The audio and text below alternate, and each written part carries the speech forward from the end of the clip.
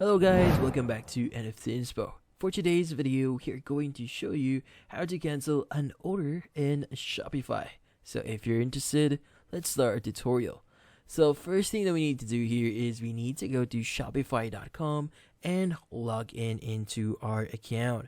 Now once logged in, the next thing that we want to do here is we need to basically access our orders.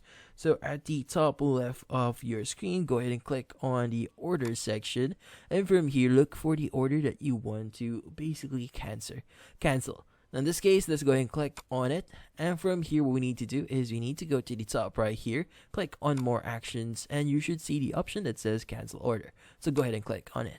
Now from here, as you can see, we have our cancel order section. Now in this case, you have the refund option. So you have the refund here, which is manual, or you could go ahead and refund this later. So your customers won't be refunded, and refund amount is owed at a later point. Now in this case, if you want to immediately refund that, just click on refund here.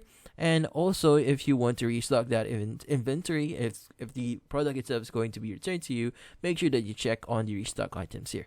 Now here you also have the option to choose the cancellation, like for example, customer change and cancel order, but you also have other options here.